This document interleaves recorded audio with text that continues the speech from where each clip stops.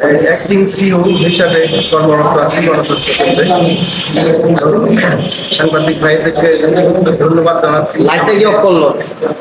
সুযোগ করে দেওয়ার জন্য। বর্তমান পরিস্থিতি, দেশের পরিস্থিতি একটু অশান্ত। সেই অশান্ত পরিবেশে আমাদের গণস্বাস্থ্যের আভ্যন্তরীণ কিছু সমস্যা আছে এখানকার। সেই আভ্যন্তরীণ সমস্যাগুলোই প্রতিদিনই কিছু কিছু দেখা যাচ্ছে যে একটু মাথা চালা দেওয়া হচ্ছে।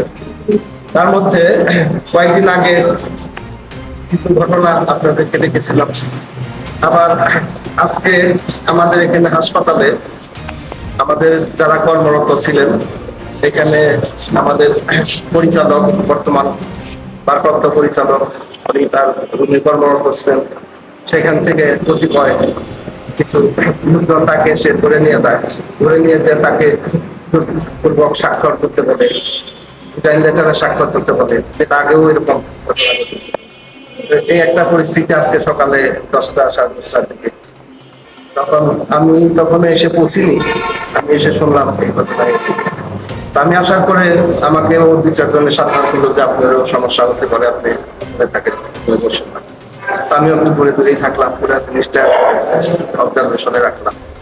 আর এর মধ্যে অন্য কোনো অপরাধ আমাদের না বের করতে পেরে এখানে কোটাবিরোধী আন্দোলনে যারা আহত হয়ে এখানে এই হাসপাতালে এসেছিলেন, বেশ কিছু আমরা এখানে চিকিৎসা দিই। তাদের কিছু অপারেশন লাগে, তাদের ড্রেসিং লাগে, ভর্তি করে আমরা চিকিৎসা করতে দিই।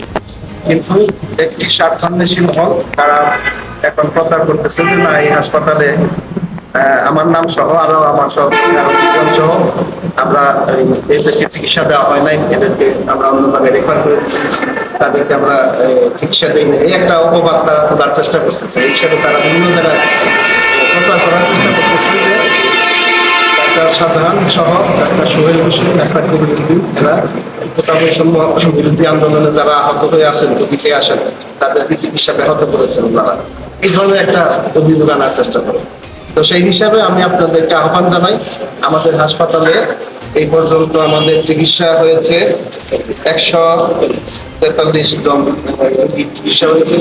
তাদের অপারেশন ড্রেসিং সব ডাটা আমাদের আছে, কোথা থেকে ধরতেছে কি নাম সমস্ত ডাটা আমাদের হসপিটালে আছে। তারা যদি চিকিৎসায় না দেয় তাহলে কিভাবে তারা এই ধরনের একটা অপবাদ তারা দেওয়ার চেষ্টা করতেছে, যেটা আমি তীব্র প্রতিবাদ জানাই।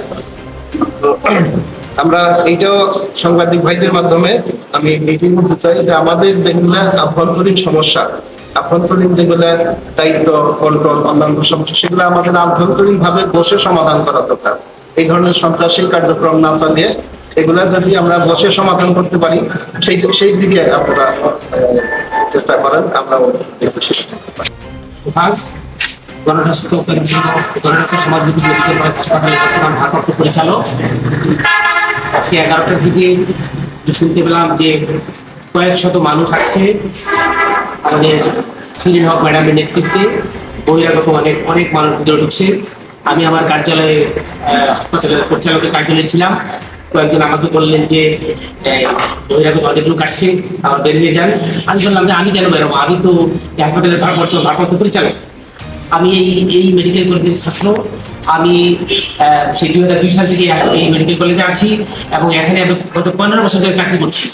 আমি কেন এখান থেকে চলে যাবো? এবং শিরিন হক ম্যাডামের নেতৃত্বে অনেক বহিরাগত আসে, তারা আমার রুমে ঢুকে আমার আইডি কার্ড নিয়ে যায়। বললাম তোমরা কেন নিয়ে যাচ্ছ, আইডি কার্ড নিয়ে যাচ্ছে কেন? বললো যে ম্যাডাম বলছে ম্যাডামের কাছে এই আইডি কার্ড জমা দিতে। আমি বললাম ম্যাডামের কাছে অবশ্যই যাবো, কিন্তু আমার আইডি কার্ড কেন নিতে হবে? এইভাবে যে চর দখলের মতো করে মানুষের সম্মান কেড়ে নিয়ে কোনো কিছু অর্জন হয় না। একটা যুদ্ধ অবস্থাও ছিল এবং সেখানে আমাকে দস্তখত করার জন্য আমাকে চাপাচুপি করে, আমি দস্তখত করিনি। আমি বললাম যে আমি এই গণতন্ত্র সমাজভিত্তিক মেডিকেল কলেজের গত 15 বছর ধরে আমি শিশু বিভাগের রেজিস্ট্রার হিসেবে আছি এবং গণস্বাস্থ্য কেন্দ্রের প্রতিষ্ঠাতা, অন্যতম প্রতিষ্ঠাতা ও ট্রাস্টি বীর মুক্তিযোদ্ধা ডাক্তার নাজিমুদ্দিন আহমেদ আমাকে আপাতত ভারপ্রাপ্ত হিসেবে পরিচালক হিসেবে নিয়োগ দিয়েছেন। এটা উনি দেখবেন। আমাকে ম্যাডাম বললেন যে ডাক্তার নাজিমুদ্দিন আবার কি, উনি তো অবৈধ না। তাই বললাম যে ম্যাডাম এইটা তো আপনাদের ব্যাপার, আমরা আপনাদের সাথে কোনো বেয়াদবি করবো না, কোনোদিন কখনো করিও নেই। এটা আপনারা এক টেবিলে বসে সিদ্ধান্ত নেন।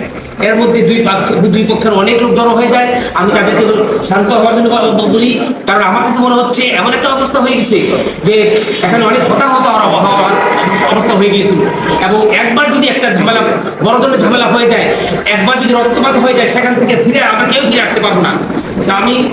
আমি এই মেডিকেল কলেজের স্টুডেন্ট হিসেবে এই হাসপাতালে বিগত 15 বছরের একজন কর্মী হিসেবে, গণস্বাস্থ্য কেন্দ্রের একজন কর্মী হিসেবে আমি এই উদাত্ত আহ্বান জানাবো যে হানাহানি করে কোনো কিছু সমাধান হবে না, হবে না, হবে না। প্রথম বিশ্বযুদ্ধের পরে আমাদের বিশ্ব নেতৃবৃন্দ একটি আন্তর্জাতিক সংস্থা তৈরি করে, সেখানে দ্বিতীয় বিশ্বযুদ্ধ যদি না হয় 1 কোটি মানুষ মারা যায়। তারপর দ্বিতীয় বিশ্বযুদ্ধ হলো, সেখানে 7 কোটি মানুষ মারা যায়। তারপরে জাতিসংঘ হয় যাতে আর কোনো বিশ্বযুদ্ধ না হয়। এখন আমরা ছোটবেলা থেকে শুনে আসছি তৃতীয় বিশ্বযুদ্ধ হবে, এখন আর বিশ্বযুদ্ধ হয় না। কারণ কি? এখন আর বিশ্বযুদ্ধ হলে সবাই জানে যে আপনার যদি 2টা ঠ্যাং যায়, আমার কিন্তু একটা ঠ্যাং যাবে। সুতরাং সেখান থেকে কেউই কিন্তু বা ভালোভাবে নিরাপদভাবে আমরা আসতে পারবো না। সুতরাং আজকে যারা হানাহানিতে লিপ্ত, আমরা তাদের প্রতি উদাত্ত আহ্বান জানাবো, এক টেবিলে সমাধান হোক। যদি এক টেবিলে সমাধান না হয়, এই আগুন ছড়িয়ে পড়বে, এই আগুন দিক বিদিক ছড়িয়ে পড়বে। আজকে যারা আসছে তাদেরকে আমরা বহিরাগত বলতে চাই না, কারণ ওরা আমাদেরই ছোট ভাই, এই বিশ্ববিদ্যালয়ের স্টুডেন্ট, কিন্তু তাদেরকে 2টা ভাগে ভাগ করে দেওয়া হয়েছে। এই এলাকার মানুষ অবশ্যই একতাবদ্ধ, আমাদের গণস্বাস্থ্য কেন্দ্রের কর্মী, ডাক্তার, স্বাস্থ্যকর্মী যারা আছে সবাই একতাবদ্ধ, কিন্তু তাদেরকে লেলিয়ে দিয়ে আজকে বিখণ্ডিত করা হচ্ছে।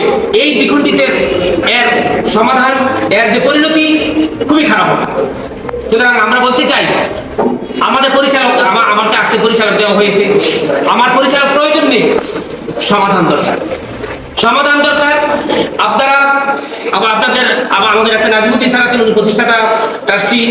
আমি স্যারের প্রতিও সম্মান রেখে বলবো যে আপনারা বসে সমাধান করুন। আপনারা পরিচালক 10 জন পরিচালক বানান, 5 জন করে ভাগ করে নেন। একজন এক পক্ষে সিইও থাকবে, এক পক্ষে প্রিন্সিপাল থাকবে, এক পক্ষে ডিরেক্টর থাকবেন। কিন্তু এইভাবে না। আজকে অনেক হতাহত হতে পারত, আজকে অনেক রক্তপাত হতে পারত। এবং আমি আশঙ্কা করছি এখানে আমি অনেক বেশি মানুষ চিনি এই এলাকায়। এই এলাকায় আমি গত প্রায় 2 যুগ ধরে, আমার একবার যদি একটা রক্তপাত হয়, মুহূর্তের মধ্যে এই রক্তপাত ছড়িয়ে যাবে, কেউ ঠেকাতে পারবে না।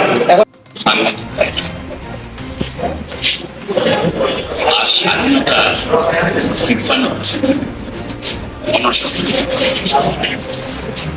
তরুণ সমাজ যখন দেশ গঠনে ব্যস্ত, ঠিক তখনই ছাত্রলীগ নামধারী বেশ কিছু সন্ত্রাসী বাহিনী, doctor Shyamlal Chowdhury, doctor Nazimuddin Ahmed, doctor MM Mubin, doctor Kazi Kamruzzaman, doctor Kashif Ali, doctor Ahmad Rahman, মোট 6 জন লালিত প্রতিষ্ঠান, গণস্বাস্থ্য কেন্দ্রে প্রবেশ করে হাসপাতালের বিভিন্ন স্থানে হামলা চালায়। তার মধ্যে অন্যান্য হাসপাতালের ক্যাশ কাউন্টার ও অপারেশন থিয়েটারে ঢুকে ডাক্তার সোহেল হোসেন, ডাক্তার মাহবুর রহমান জুবাইর সোহাগকে জীবননাশের হুমকি প্রদান ও হেনস্থা করার চেষ্টা। এই হামলায় নেতৃত্ব প্রদান করেন সিংহ ও ছাত্রলীগের নামধারী সন্ত্রাসী সাগর, সোহেল রানা, শিশির, ইমন, অন্ত, মৃদুষ আরো অনেকে সাথে ছিলেন। সেখানে দেখা হয়নি, সাথে ছিলেন জাতীয়তাবাদী মুক্তিযুদ্ধ দলের সভাপতি বীর মুক্তিযোদ্ধা দুলফার, সাথে ছিলেন ভাসানী পরিষদের সম্মানিত সভাপতি বাবু। এরা সাথে ছিলেন। তারা গণস্বাস্থ্য হাসপাতালের বিশৃঙ্খলা সৃষ্টি করে কায়দা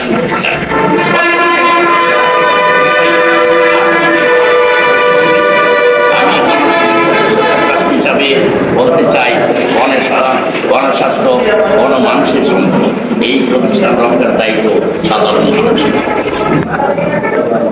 এর বাইরে আমার কোনো বক্তব্য নাই। তবে আজকে যদি তারা যে ঘটনাটা ঘটাইছে যদি ধৈর্য সহকারে আমার লোকেরা বা এখানে যারা আছেন, আমার বলবো না, গণস্বাস্থ্য কর্মীরা যদি ধৈর্য ধারণ না করতো আজকে হয়তো একটা মানে অবস্থানে। কিন্তু আমি বারবার বলেছি রক্তকে কোনো ঘটনা ঘটানো যাবে না, সহ্য করা, ধৈর্য ধরা। আমরা কিন্তু সহ্য করে ধৈর্য করে অবস্থান করছি। এই পর্যন্ত 3বার কিন্তু সময় এক এক লোক নিয়ে আসে, বাইরের লোক নিয়ে আসে। এখন জাতীয়তাবাদী মুক্তিযুদ্ধে যে সভাপতি উল্পাতকে নিয়ে আসে, উল্পাত কিন্তু জানে আমি কে। এই জাতীয়বাদী মুক্তিযোদ্ধা দলেরও আমি উপদেষ্টা ছিলাম যখন প্রথম করা হয়, আমি তার উপদেষ্টা ছিলাম। এখন আমার ইতিহাস বলতে গেলে আমি আওয়ামী লীগ করেছি, কখন করেছি? ছাত্র জীবনে যখন মেডিকেল কলেজে পড়ি, তখন মেডিকেল কলেজে একটা কমিটি হয়েছিল ছাত্রলীগের, সেই কমিটি আমি অর্গানাইজেশন করেছি। এরপরে যুদ্ধে চলে গেলাম, যুদ্ধেতে এসে আর কিন্তু আমি কোনো দলে ছিলাম না। আমি প্রথম রাজনীতি আরম্ভ করেছিলাম একসাথে সময় রাজনীতি আমি প্রেসিডেন্ট সদস্য ছিলাম, সারা গাজীপুরের নেতা আমি ছিলাম। কিন্তু একসাথে ক্ষমতাকালীন সময় আমি তার পথ ত্যাগ করি। আমি কিন্তু ক্ষমতা যাওয়ার পর ত্যাগ করি। এরপরে বহু ঘটনা ঘটছে। এরপরে যখন দেখলাম আরো লোকে একটা রাজনীতি করার একটা ইয়ে আছে, তখন আমি একটা দল গঠন করি। আমার দলটির নাম হলো বাংলাদেশ তৃণমূল জনতা পার্টি। এটা 13 সালে গঠিত হয়। এরপর আমি বহু চেষ্টা করেছি। সাংবিধানিক এবং অগণতান্ত্রিক কতগুলি নিয়ম দিয়েছিল গত সরকার, সেই নিয়ম মেনেই আমি দরখাস্ত করেছিলাম নিবন্ধনের জন্য, কিন্তু